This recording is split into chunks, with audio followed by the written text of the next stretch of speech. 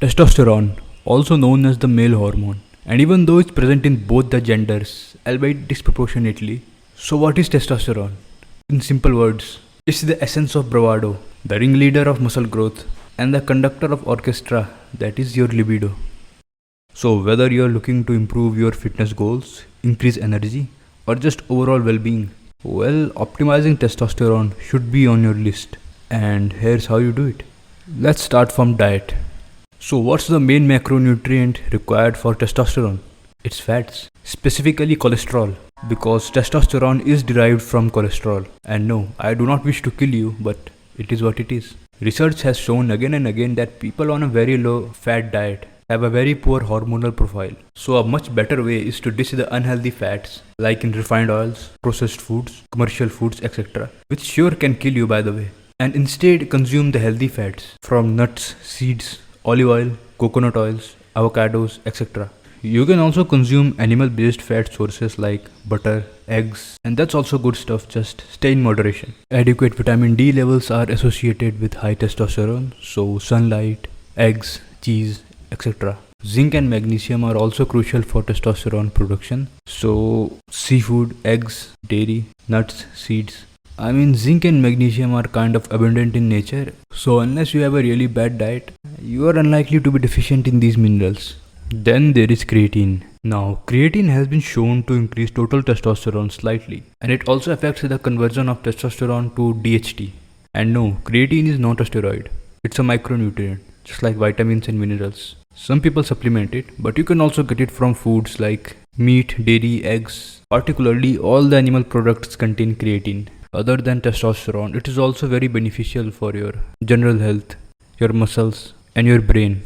Now, there has also been research that has shown that being a nasal breather can have positive impact on your hormonal profile, specifically testosterone. And it is especially true if you breathe a lot from your mouth, so you can try that if that's your thing. Long-term and chronic stress reduces testosterone. Anything that puts your body in a fight or flight state for a long time affects testosterone levels, along with many other plethora of problems, but here we are talking about testosterone specifically. So make steps to reduce long-term chronic stress. Now, short-term stress is actually good for the system, like working out, cold showers, and such, but long-term stressors like negative thought patterns, toxic relationships, overexertion of the body, large caloric deficit, postural issues, etc. Yeah, these can wreak havoc on your system. Just try to avoid these and you will be alright.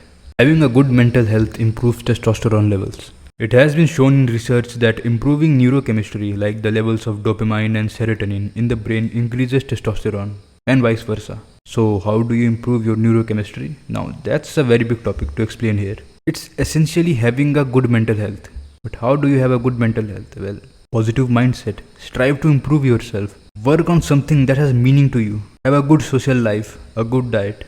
Wake up in the morning and absorb sunlight from your eyes. Do the same in the evening. Prioritize sleep, etc. Now I can go on and on this topic, but that's for another day. Heavyweight training is by far the most efficient way to increase testosterone levels, as long as you've got the basics covered and you are not in a very high caloric deficit. But what kind of exercises? Well, focus on compound movements that engage the most amount of muscles, like squats, deadlifts, overhead presses, pull-ups, push-ups. The rep range of 4 to 10 reps was found to be the most efficient for increasing testosterone levels. But you can go slightly up and down the range and it will not make much of a difference. Training to or near to failure in a single set is optimal.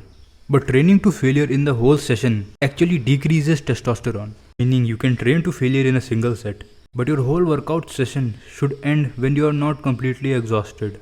Well, that may have some mental resilience benefits, but it shifts your body to a more survival state. One way to bypass this effect is to train in short pockets. So instead of having 60 minutes intense workout sessions, train 20 minutes 3 times a day.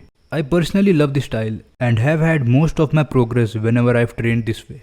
Testosterone production primarily occurs during sleep, especially the rapid eye movement state and a deep sleep stage. So a good sleep cycle of 7 to 9 hours is essential. Both short duration sleep, like of 5 to 6 hours, and long duration of more than 10 hours of sleep is bad for testosterone production.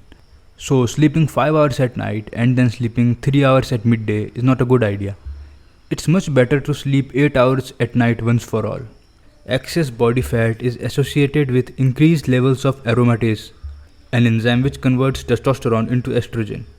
Having lower body fat level also supports insulin sensitivity.